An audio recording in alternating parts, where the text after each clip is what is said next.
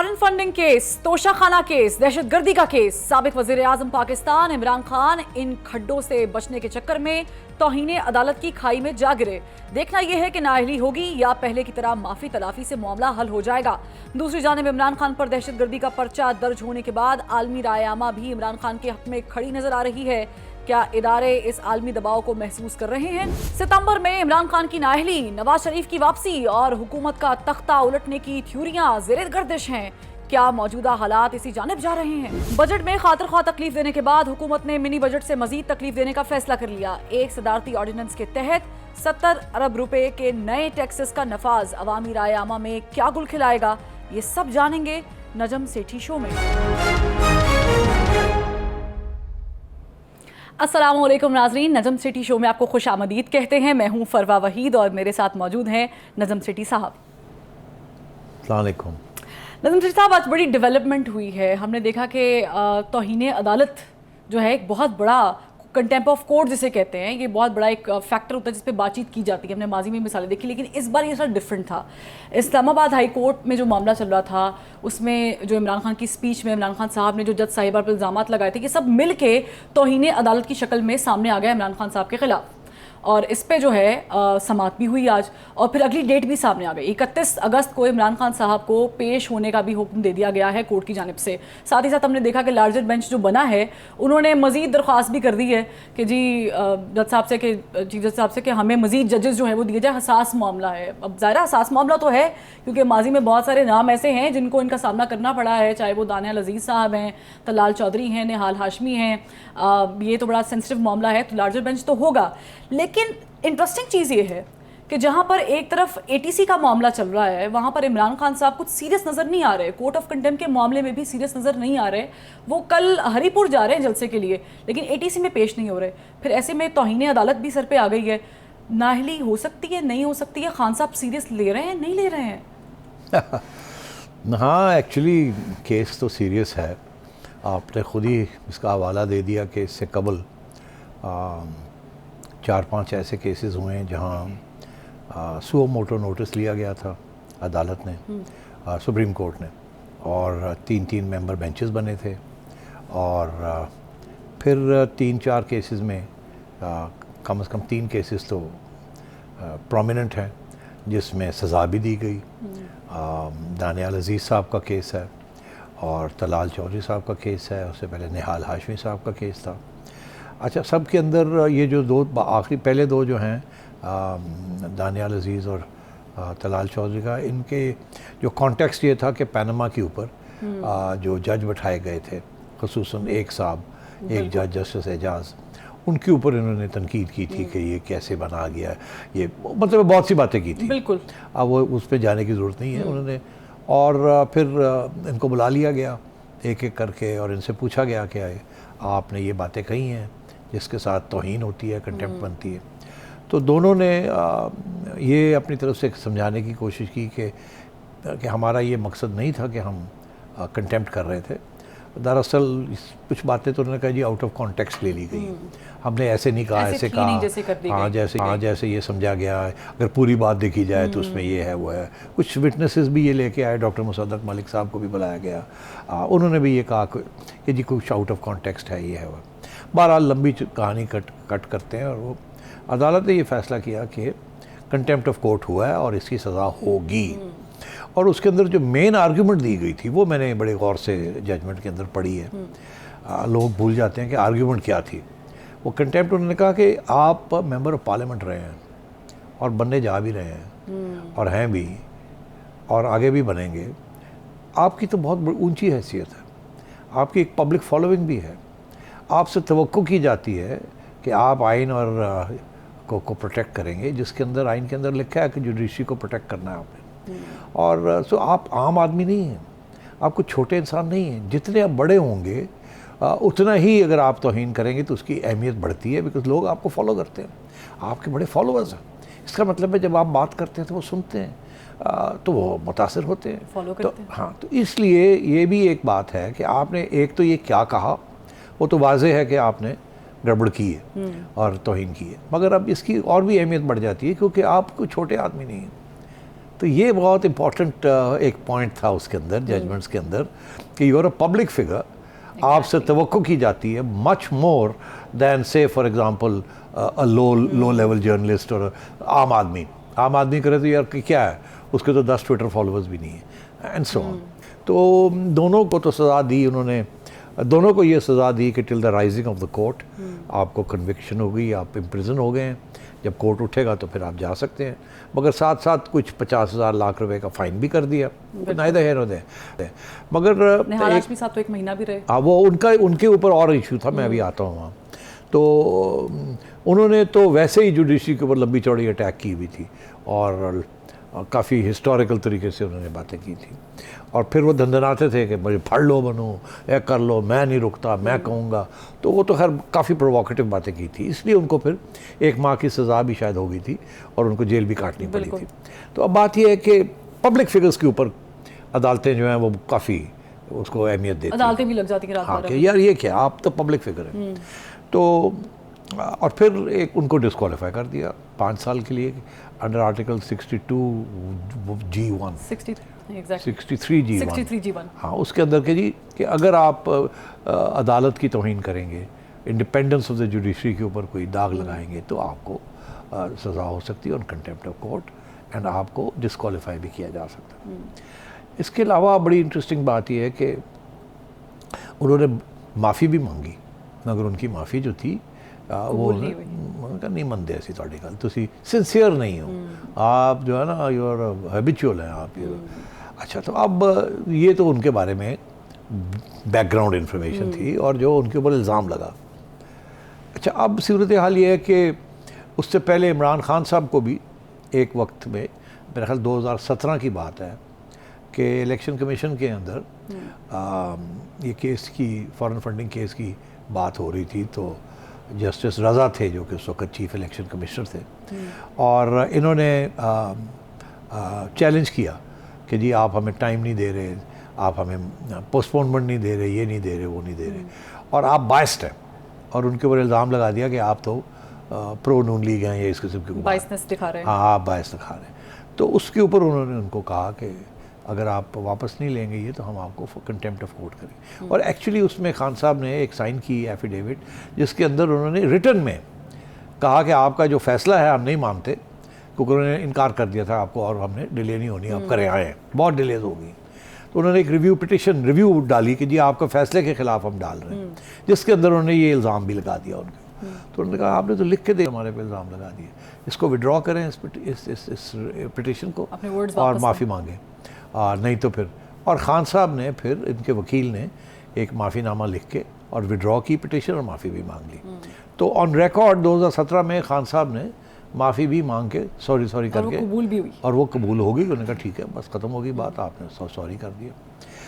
फिर दोस्त आशिक अवान साहबा का भी केस है, वो भी इसी किस्म की बात थी कि उन्होंने भी माफ़ी मांग के अपने आप को साफ़ करवा लिया।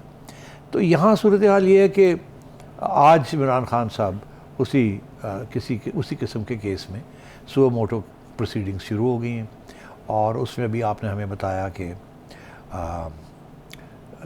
3 मेंबर बेंच था, और उन्होंने खुद कहा है कि जी चीफ जस्टिस को of Islamabad high court request की है कि आप आएँ और एक बड़ा बेंच बनाएं, या जैसे आप चाहते हैं करें, हम इंतज़ार करते हैं। मेरी इतला के मुताबिक अतर मिनल्ला साहब 25 को वापस आ रहे हैं, और उसके बाद वो अभी इसको उन्होंने पोस्टपोन कर दिया टिल द 30th और 31st में। तो मेरा ख्याल है फिर 30 31st तक एक बेंच बन प्रेशर में आई हुई है, क्या मसला क्या है, प्रेशर में है या उनको पता है कि एक बार फिर इमरान खान साहब इससे पहले ही माफ़ी मांग लेंगे और वो माफ़ी भी कबूल हो जाएगी? अच्छा, बात ये है कि क्या इमरान खान साहब जाके वहाँ माफ़ी मांगेंगे कि नहीं मांगेंगे, और जिस किस्म के रिमार्क्स दिए हैं अदालत ने, वो तो इसको बड़ी संजीदा तरीके से देख रहे हैं। कैसे अदालत उनको सज़ा नहीं देगी ये अब देखना है हमने, क्योंकि अगर अदालत के ये तो हाई कोर्ट है ना, अभी आगे सुप्रीम कोर्ट भी है, तो यहाँ तो अगर वो कुछ सज़ा देते हैं इनको तो ये तो उड़ जाएंगे, और अगर नहीं देते तो हम जैसे लोग तो बहुत हैं जो कहेंगे लो जी तलाल चौधरी ने छुट्टी कराती, दानियाल अजीज़ की छुट्टी कराती, निहाल हाशमी की छुट्टी कराती, उन्होंने छुट्टी कराती तो इत्थे खान साहब ने फिर लाडला करके तो बचा लिया गया है, क्योंकि ये तो सबसे बड़े पब्लिक फिगर हैं और इन्होंने तो बड़ी वाज़े तौर पे एक जज की तौहीन की है। तो मतलब है कि ये it's going to be a tricky issue for the judiciary. पहले ही आपको पता है जुडिशरी के ऊपर ये इल्ज़ाम लगता है कि वो बायस्ड है। और बायस कैसे, फॉर एग्ज़ाम्पल अभी लोग भूल चुके हैं कि उस दिन जब खान साहब को ऑर्डर हुआ अदालत की तरफ से कि आप डी चौक नहीं जाएंगे, आप अपने सपोर्टर्स को नहीं जाएंगे, आप फलानी ग्राउंड में जाके करेंगे, 25 की मैं बात कर रहा हूँ। बिल्कुल बिल्कुल। तो खान साहब ने सुनते हुए कह दिया कि चलो वहाँ पहुँचे, अनसुना कर दिया। तो ये पहुँच गए वहाँ इनके लोग, और तो उसके ऊपर फिर पिटीशन आई जिसके अंदर चीफ जस्टिस साहब उस बेंच में बैठे थे। उन्होंने कहा कि हो सकता है कि इमरान खान साहब को इतला ना पहुंची हो टाइम पे कि हमने ये फैसला किया है। फिर लोगों ने कहा नहीं सर, वो तो सारा वक्त टीवी पे था, उनको पता था, तो फिर वहाँ से भी इधर उधर नहीं हो सकी बेंच।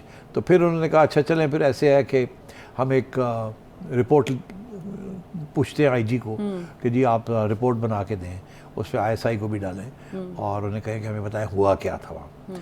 तो फिर वहाँ की जो रिपोर्ट आई है उसमें भी बड़ा वाज़ेह तौर पे लिखा है कि खान साहब को पता था और वहाँ इनके लोग आए और वहाँ ये हुआ और ये हुआ और ये हुआ। तो उन्होंने तो बड़ा क्लियरली इस रिपोर्ट में सारी जिम्मेदारी खान साहब पे डाल दी हुई है और पीटीआई पे डाल दी है। अब वो रिपोर्ट जो है वो सुप्रीम कोर्ट को मिल तो गई है, मगर फरवा वो तो हुआ कुछ नहीं अभी तक, वो चुप करके बैठे हुए हैं। तो हम जैसे लोग अगेन ये पूछ रहे हैं कि वो रिपोर्ट के ऊपर फैसला कब आएगा, वो भी इट्स अ क्वेश्चन ऑफ तौहीन। तो फिर अब देखिए इसमें फ़र्क क्या है। कंटेम्प्ट ऑफ कोर्ट जो है वो दो किस्म का है। एक आप यू ब्रिंग द इदारा इनटू डिस्ट्रीब्यूट, दूसरा ये कि आप उसके ऑर्डर नहीं फॉलो करते। ये जो केस था इसमें उन्होंने ऑर्डर फॉलो नहीं किया था, ये बेइज्जती नहीं की थी, कुछ उनके खिलाफ इल्ज़ाम नहीं लगा था सुप्रीम कोर्ट के ऊपर या जजेस के ऊपर। खान साहब ने उनके ऑर्डर को नहीं फॉलो किया, तो इसकी और नौयत है। मगर ये और भी ज़्यादा सीरियस है कि अगर सुप्रीम कोर्ट कोई ऑर्डर आपको करे कि आप ये करें या ये ना करें और आप उसको फॉलो ना करें, तो बड़ा सीरियस बन जाता है इशू। इसके कंपैरिजन ये है कि जी आपने हमारे खिलाफ ये बात की या आपने अच्छी बात नहीं की, आपने हमारी बेइज्जती कर दी, दैट्स डिफरेंट। ये है ऑर्डर फॉलो नहीं करना।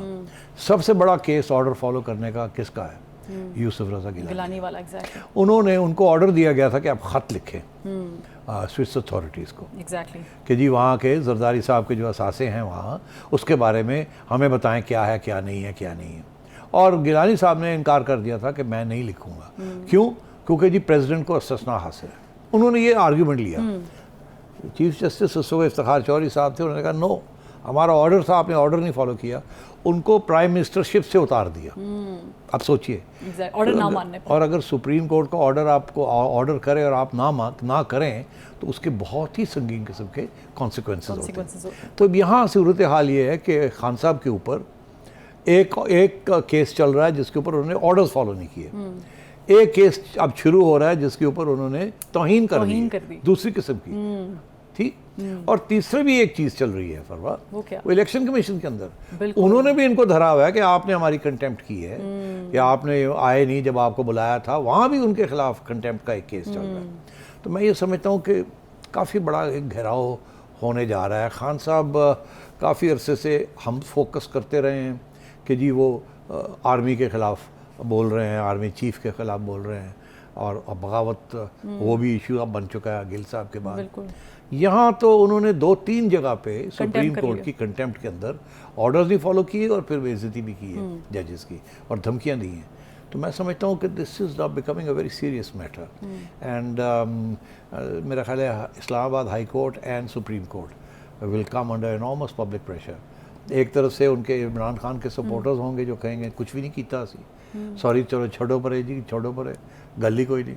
दूसरी तरफ एक और पब्लिक ओपिनियन भी है कि क्या डबल स्टैंडर्ड्स हैं सुप्रीम कोर्ट के। एक स्टैंडर्ड ये है नून लीग के लोगों के लिए और एक स्टैंडर्ड ये है इमरान खान के लिए। तो व्हाट्स गोइंग ऑन? तो मैं समझता हूँ this is going to be a very interesting case.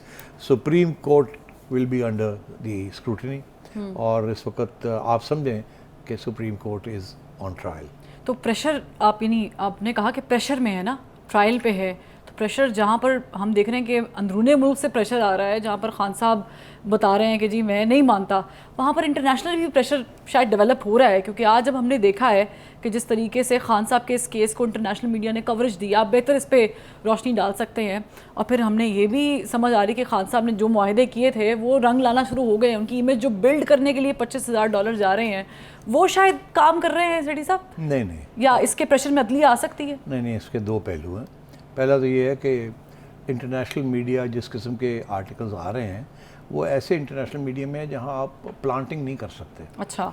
Social media के ऊपर आप कर सकते हैं, मगर वहाँ नहीं कर सकते। मगर गार्डियन और न्यूयॉर्क टाइम्स और इस किस्म के जो अखबार हैं वहाँ आप ये लॉबिंग फर्म्स जो है ना वो ज़्यादा कामयाब नहीं होती। उनके अपने रिपोर्टर्स होते हैं और रिपोर्टिंग पाकिस्तान से हो रही है, उनके फॉरेन कॉरेस्पॉन्डेंट्स की, तो ऐसी बात नहीं है, पहली बात। दूसरी बात ये है कि और ये इसमें कोई वो फ़ौरन वो जो $25,000 दे रहे हैं उसका कोई रोल नहीं है। रोल नहीं है। अच्छा, मगर दूसरी चीज़ ये है कि ये जो आर्टिकल्स आ रहे हैं ये इमरान खान के हक़ में नहीं है, ये सिर्फ इजहार कर रहे हैं उस शौक का कि खान साहब के ऊपर टेररिज्म का चार्ज कैसे लग गया। बाकी बातें तो समझ आती हैं कि बड़े पॉपुलर हैं, वो सारी बात मानते हैं कि बड़े पॉपुलर हैं और इस वक्त आर्मी के साथ टक्कर ली हुई है, ये किया हुआ है, वो किया हुआ है और सारा मामला चल रहा है। मगर जो चीज़ उनको सरप्राइज़ कर रही है, जिसकी वजह से ये खबर बन रही है, बाय द वे खबर इसलिए बन रही है, गिल के ऊपर खबर नहीं बनी, इंटरनेशनली खबर बनी है कि इमरान खान के ऊपर टेररिज्म का चार्ज लगा है। अब मुझे भी किसी एक इंटरनेशनल आउटलेट ने इंटरव्यू किया इसके ऊपर और यही सवाल उनके लिए अहम था कि ये कैसे हो गया, इमरान खान जैसे इतने बड़े पॉपुलर लीडर के ऊपर टेररिज्म का चार्ज लगा दिया। ये तो लगता है ऐसे है कि बस कुछ बनाने की बात कि उसको धरना है ये तो जो मर्जी लगा दो, जैसे कि गाय चोरी हो गई जी, वो पकड़ के ले गए जी, FIR काट दी। मगर सर सिचुएशन ऐसी है कि वो जो चार्ज लगा है वो लगता तो है। अब उसके भी दो राय हैं, इमरान खान के वकील कहेंगे जी चार्ज नहीं लगता और प्रोसिक्यूशन कहेगी जी कि एंटी टेररिस्ट लॉ जो है उसके अंदर ये शिक है जिसमें ये लिखा है कि अगर आप किसी को फोर्स करें या थ्रेटन करें या कोर्स करें जुडिशरी को या आर्म फोर्सेस को, तो you are liable for that's आप खौफ फैला रहे हैं, आप लोगों को डरा रहे हैं और ये आप पब्लिक फिगर नहीं कर सकते। तो चार्ज तो लगता है, मगर बाहर जो आर्टिकल्स छप रहे हैं उनको इस बात का पता नहीं है, उनके हाल में वहाँ ऐसी कोई चीज़ नहीं होती, क्योंकि पहली बात तो ये वहाँ कोई तौहीन करता ही नहीं है। ऐसी चीज़ें होती नहीं, वो सोचते ही नहीं है कि इस किस्म की चीज़ भी हो सकती है। हाँ, वहाँ तो टेररिज्म का मतलब ये है कि बम फाड़ा, ये किया, वो किया एंड या तो इसलिए मैं समझता हूँ उनको इंटरेस्ट इस बात में था। तो जब उनको समझाया जाता है कि खान साहब ने इस किस्म की हरकतें भी की हैं तो फिर वो थोड़े बहुत समझ जाते हैं, कहते हैं अच्छा। ठीक है, ये बड़ा अच्छे तरीके से एक्सप्लेन किया। एक ब्रेक जो है वो लेते हैं, ब्रेक के बाद जब हम वापस आएंगे तो सेठी साहब से पूछेंगे कि सितंबर आने वाला है, सितंबर साबित होगा या नहीं होगा, इलेक्शन होंगे, क्या होगा, लेकिन एक ब्रेक के बाद हमारे साथ रहिएगा।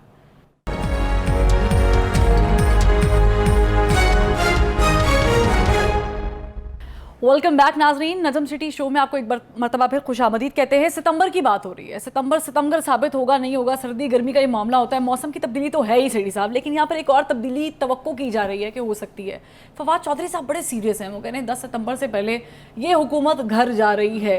ये फवाद चौधरी साहब मौसम की तब्दीली के साथ ये अंदाज़ा लगा रहे हैं कि घर जा रही है, कि वाकई कोई पीछे दरवाज़ा खुला है जहाँ से बातचीत हो रही है? फवाद चौधरी साहब ऐसे ही तो नहीं कह रहे होंगे कि देखिए, चौधरी साहब बहुत बातें करते हैं और मास्टर हैं बात को स्पिन करने के लिए और हमेशा कोई ना कोई नया शोशा छोड़ते हैं।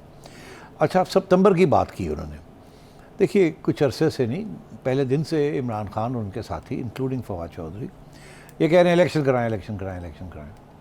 हम जैसे लोग भी ये कह रहे थे कि जी इलेक्शन कराएं, मगर उस वक़्त नून लीग पॉपुलर थी और ये IMF प्रोग्राम आया नहीं था और हम कह रहे थे जी इलेक्शन करा लें, IMF प्रोग्राम केयर टेकर्स को कर लेने दें। ये कह रहे थे इलेक्शन कराएं, तो सब कह रहे थे, मगर नून लीग ने नहीं किया, करवाया, PDM ने नहीं किया। अब सूरत हाल ये है कि इन्होंने IMF प्रोग्राम साइन किया है, उससे ये अनपॉपुलर हो गए हैं और खान साहब जो है वो धंधना रहे हैं और पॉपुलर होते जा रहे हैं और दलेर होते जा रहे हैं। और इसमें कोई शक ही नहीं है कि नून लीग की ग्राफ गिर गया है, खान साहब का ग्राफ चढ़ गया है, इसमें तो डिनाइल का बंदा कर नहीं सकता। अब इस सूरत में तो समझ आती है कि अब वो और भी कीन है, इंटरेस्टेड है कि जल्दी से इलेक्शन हो जाए और उसी वजह से नून लीग वाले कहते हैं किसी तरीके ना अगले साल तक पहुंच जाइए इसी। मुश्किल फैसले तो हो गए, मुश्किल फैसले नहीं, अभी और भी होने हैं। अच्छा होने हैं। हाँ, अभी देखे ना, अभी एक मिनी बजट वो भी हम डिस्कस हाँ वो करते हैं। डिस्कस करना है हमने। हाँ वो भी आ गया एक और, तो और भी चीज़ें होनी हैं। और उधर से नवाज शरीफ साहब की तरफ से ये आ रहा है कि मैं तो खिलाफ हूँ, ये जो कीमतें बढ़ रही हैं, यू नो, वो भी उसके मरीम नवाज साथ साहिबा ट्वीट मरियम भी की कर भी रही आ हैं। रही हैं, तो मसले तो हैं ना। और सबको एहसास हो रहा है कि नून लीग उनकी पॉपुलैरिटी गिर रही है। और ये अभी तो प्रोग्राम शुरू हुआ है, अभी तो और भी मुश्किलात आएंगी। आगे तो आगे देखो आगे आगे देखो होता क्या है। तो अब सूरत हाल ये है कि फवाद साहब जो कह रहे हैं कि जी इलेक्शन करवाएं, और वो तो ये कह रहे हैं होने जा रही है, गवर्नमेंट की हो रही छुट्टी। अच्छा, अब मैं आपको एक बात बताऊं क्यों ये कह रहे हैं। इसके दो पहलू हैं। एक पहलू तो ये है कि नवंबर में आर्मी चीफ की तकर्री।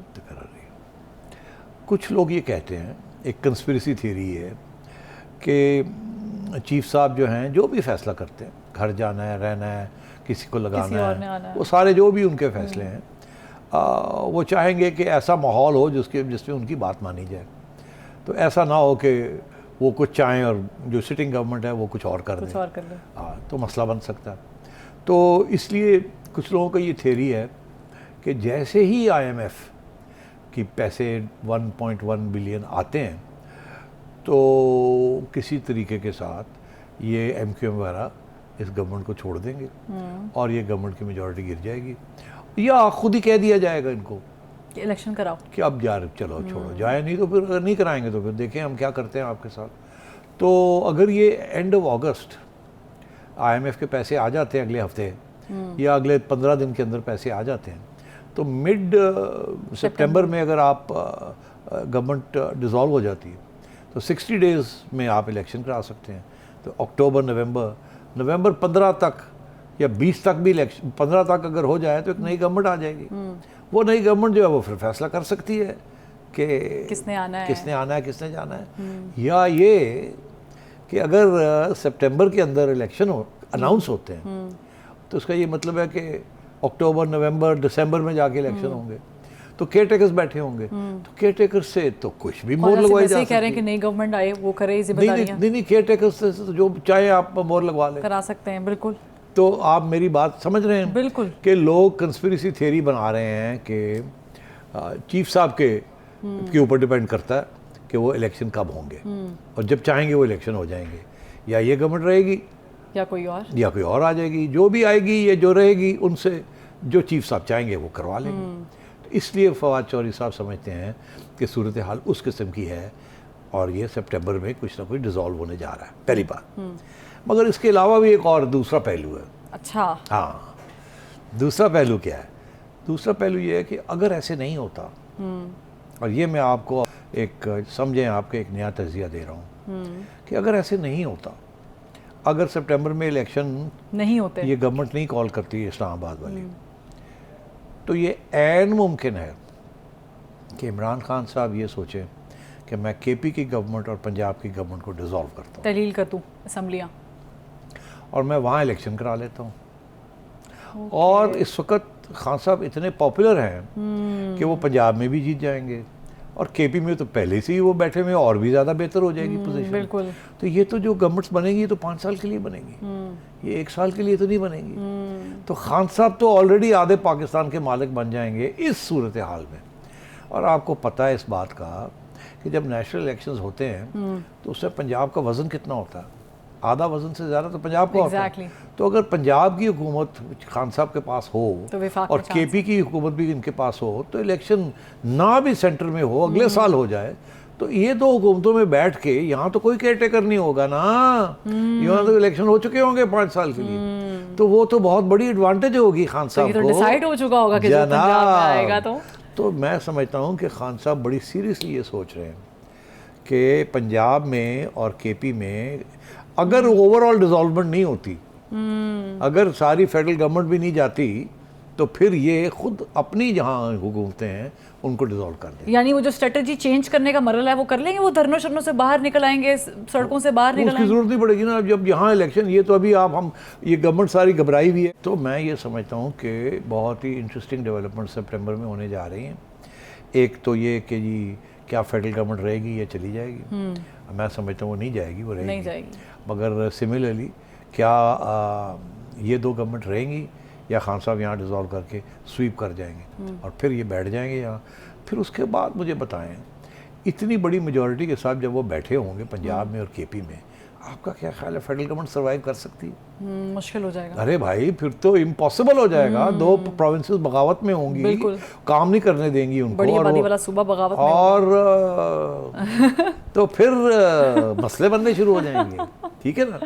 तो आप सोचिए ये कि मैं समझता हूँ कि जो गेंद है वो कहते हैं कि किसी ने फुटबॉल को किक किया, ठीक, गोल की तरफ, अब वो हवा में है, ठीक है, और वो जब वो गिरेगा तो क्या वो शहबाज शरीफ के पाँव के करीब गिरेगा कि वो किक मारेंगे या इमरान खान के पाँव पे? और अगर इमरान खान ने किक मारी तो फिर तो गोल बड़े साफ है, सामने है। इसलिए आई थिंक सितंबर में बड़ी दिलचस्प चीज़ें होने वाली है। लेकिन सर वो विफाक में बैठे होंगे और सूबाई असम्बलियाँ तहलील करने के बाद इलेक्शन की जब कॉल दी जाएगी तो एज हासिल नहीं है शहबाज शरीफ साहब को? विफाक में बैठे हुए हैं, वफाक क्या करेगी? बेबस हो जाएगी। तो है ही बेबस। वफाक के पास क्या होता है? नहीं सर, लेकिन अल्टीमेट पावर तो है ना विफाक कौन सा पावर है? कोई पावर नहीं है सिवाय IMF के अंगूठी लगाने के, कोई पावर नहीं है। उसके बाद तो प्राइम मिनिस्टर साहब पंजाब भी नहीं जा सकेंगे, केपी भी नहीं जा सकेंगे। अगर पंजाब आएंगे तो उनको एयरपोर्ट पे कोई नहीं लेने आएगा। अगर पंजाब और केपी जो है फुल फ्लेज्ड 2/3 लेके इमरान खान बैठा होगा तो फेडरल गवर्नमेंट के लिए चलना बहुत मुश्किल हो जाएगा। लेकिन ये हमें देखना है सिटी साहब कि ये सितंबर अब कितना भारी होगा। आपने पेशगोई कर दी है, अब ये सितंबर ही बताएगा कि वो गर्म होगा या सर्द होगा। एक ब्रेक लेंगे, लेकिन ब्रेक के बाद जब हम वापस आएंगे तो हम उस ऑर्डिनेंस की बात करेंगे जिस पे फुर्तियाँ बहुत ज़्यादा हैं सदर मुमलिकत की। एक ब्रेक।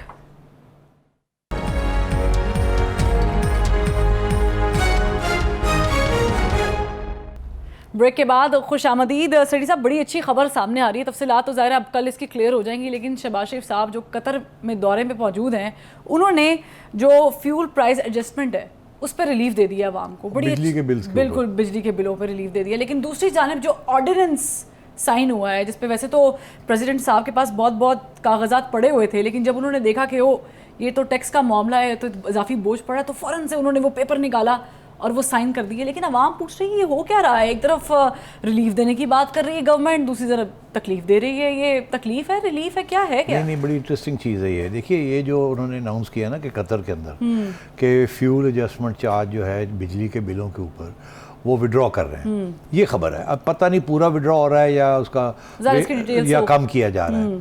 अभी तो ऐसे होता है कि 5,000 का अगर आपने बिजली इस्तेमाल की है तो उसके ऊपर फ्यूल एडजस्टमेंट चार्ज जो है वो 15,000 रुपये बन जाते हैं, मतलब लगभग। तो मतलब मेन चीज़ तो वही है फ्यूल एडजस्टमेंट। अब अगर फ्यूल एडजस्टमेंट को ये ख़त्म करने जा रहे हैं या कम करने जा रहे हैं तो इसमें तो आम आदमी का बहुत फ़ायदा है इसमें। इनफैक्ट सबका फ़ायदा है, सारे पाकिस्तानियों का इसमें फ़ायदा है और ये बहुत बड़ी डेवलपमेंट बिल्कुल है। मगर अभी डिटेल्स नहीं आए, ज़रा क्लियर हो जाएगा, जब आएंगे तो पता चलेगा कि ये एग्जैक्टली कितनी रिलीफ मिलने जा रही है। मगर डेफिनेटली रिलीफ तो होगी। दूसरी बात ये है कि वहाँ कतर में इनको $2 बिलियन कि कतर गवर्नमेंट ने इनको एक सहूलत दी है। बिल्कुल। तो वो बहुत बड़ी डेवलपमेंट है। उसके साथ अभी आप देखिएगा जैसे ही वो पैसे रिलीज़ होंगे तो रुपए की कीमत डॉलर के थोड़ी सी मुस्तहकम और बेहतर हो जाएगी। तो ये इम्कान था ये होगा कतर से। सऊदी अरेबिया की भी खबर आएगी आपको, उसके बाद IMF की भी खबर आएगी। आहिस्ता आहिस्ता ये खबरें आएंगी और आप देखिएगा रुपया जो है इस वक्त 220 के करीब घूम रहा है डॉलर का। ये आ जाएगा 200, 190 या 200 पे तो आ ही जाएगा ये। फिर आहिस्ता आहिस्ता देखिएगा आगे क्या होता है। तो ये तो बड़ी अच्छी खबर है कि कतर में जाके उनको पैसे मिल रहे हैं और वो जो वो आवाम के ऊपर कर रहे हैं उसको, वहाँ तक रिलीफ दे रहे हैं। हाँ, वहाँ तक रिलीफ दे रहे हैं। कितनी दे रहे हैं वो अभी डिटेल नहीं पता, मगर ये इसी किस्म का मसला है कि डिटेल नहीं पता। वो कहते हैं the devil is in the detail. वो स्मॉल प्रिंट जो होता है ना, जो छोटी छोटी चीज़ों में लिखा होता है, ऊपर लिखा होता है कि फ्री डिस्काउंट सेल 50%, आप गौर देखें ऊपर लिखा होता है अप टू, पता लगे जी 30% है, उसे अप टू लिखे हुआ है और 50% जो है वो सिर्फ 1-2 आइटम पे है, वो फजूल से है। बिल्कुल। ये उसी किस्म की चीज़ ना हो कि क्या कहते हैं कि ये पहाड़ निकले आते हैं, खोदा पहाड़ निकला चूहा। तो उन्हें पता नहीं, वो देखना है कि ये क्या प्रोपेगेंडा है या कुछ है। मगर उधर दूसरी तरफ इन्होंने क्या किया, आपको याद होगा कि इन्होंने ये ट्रेडर्स के ऊपर इन्होंने उनके बिजली बिलों के अंदर विद होल्डिंग टैक्स लगा दिया था कि हम समझते हैं कि आपकी इनकम जो है उसका कोई ताल्लुक है बिजली के बिल के साथ। जितनी बिजली आप इस्तेमाल करते हैं अपने दुकानों में, उसके मुताबिक हम समझते हैं आपकी इनकम इतनी होगी, उसके ऊपर इतना विदहोल्डिंग टैक्स होगा, आप ये करें। ये फिर मरीम नवाज, ये बजट के अंदर ये प्रपोजल थी जो पास हो गई। उसके बाद ताजरों ने प्रोटेस्ट किया। अब ताजर कम्युनिटी जो है वो बहुत बड़ी नून की सपोर्टर है, वो पीटीआई की इतनी नहीं है जितनी वो नून लीग की है। ताजर बरादरी जो है वो काफ़ी थोड़ी बहुत सपोर्ट बिल्कुल लाहौर शहर में वगैरह वगैरह वो करते हैं उसको। आप चले जाए ना ऑल रोड पे, मैकलोड रोड पे, नून लीग्स। तो अब बात यह है कि उन्होंने प्रोटेस्ट किया तो मरियम ऑब्वियसली गॉट वरीड कि यार ये तो साਡਾ वोट बैंक है। तो उन्होंने फिर ट्वीट शीट की। फिर उसके बाद मिफ्ता इस्माइल साहब भी एक्टिव हो गए। मिफ्ता इस्माइल साहब क्या, प्राइम मिनिस्टर साहब एक्टिव हो गए। फिर प्राइम मिनिस्टर साहब ने मीटिंग की कैबिनेट में। फिर उन्होंने ये फैसला किया कि ये जो है इसको कुछ ये ख़त्म करना पड़ेगा। मगर फिर किसी ने कहा होगा जी तुसी ख़त्म तो कर दोगे तो वोट तो पै जाएगा, मगर साढ़ा तो IMF का प्रॉब्लम है, साढ़े 70 अरब रुपया इकट्ठा करना, मसला हो जाएगा तो की करिए। वो फिर उन्होंने सोचा कि चलो फिर कानून इधरों फड़ लेने, इतों छोड़े इधर फड़ लेने। वो की किया, वो उन्होंने ये किया कि उन्होंने अब विदहोल्डिंग टैक्स ख़त्म करके और उन्होंने एक बिल पास किया है इन पार्लियामेंट, जिसमें प्रेसिडेंट साहब ने फ़ौरन साइन कर दिए, जिससे वो ताजरों से ही 27 अरब रुपए के करीब इकट्ठे कर लेंगे। पहले वो 40-42 अरब रुपए इकट्ठे कर रहे थे, अब वो 27 अरब रुपए इकट्ठे कर लेंगे, कम मगर फिर भी इकट्ठे करेंगे, वो करेंगे। और उन्होंने भी ये बिजली के बिल के ऊपर ही करेंगे। ठीक, अच्छा, एक तो ये हो गई। दूसरी बात ये है कि उन्होंने सिगरेट के ऊपर और ड्यूटी बढ़ा दी है। बिल्कुल। अब उन्होंने वहाँ से क्योंकि 70 अरब रुपए इकट्ठे करने हैं तो उन्होंने सिगरेटों के ऊपर बहुत ड्यूटी बढ़ा दी। और मैं समझता हूँ ये बहुत अच्छी बात की है कि दुनिया में इस वक्त वेस्टर्न ममालिक में भी सिगरेट्स के ऊपर पाबंदी किस्म की लगाई जा रही है। आपने देखा पैकेट्स के ऊपर लिखा होता है cigarette smoking can be injurious to your health, उनके लिए इस किस्म की बातें लिखी होती हैं। और तंबाकू नोशी के ऊपर वैसे ही दुनिया में एक एंटी मूवमेंट चल रहा है। तो ये बहुत अच्छा किया कि सिगरेट और महंगे कर दिए। और जो लोग सिगरेट पीते हैं या तो पैसे और दें और अपने आप को मारें, या फिर ना पिएं, अल्लाह खैर सलाह। और उनका ख्याल है लोग सिगरेट स्मोकर क्योंकि हैबिट है तो लोग तो देंगे। अभी क्या 100 रुपए की डब्बी है, 200 रुपए की डब्बी है, अभी 400 की हो जाएगी, मुझे तो नहीं पता कितने की, मगर जो भी होगी, जिन्होंने पीने हैं वो पीने हैं, जिन्होंने नहीं पीने वो नहीं पीने, और पैसे इकट्ठे हो जाएंगे। तो ये अच्छा ऑल इन ओवरऑल जो मैं समझता हूँ कि ये आज की डेवलपमेंट्स आर पॉजिटिव। मैं सिर्फ ये कहना चाह रहा था कि जो आपने बात की थी प्रेसिडेंट साहब की, कितनी फुर्ती दिखाई उन्होंने साइन करने की। बाकी जो अवाम के हक में फैसले होते हैं उनको तो साइन नहीं करते।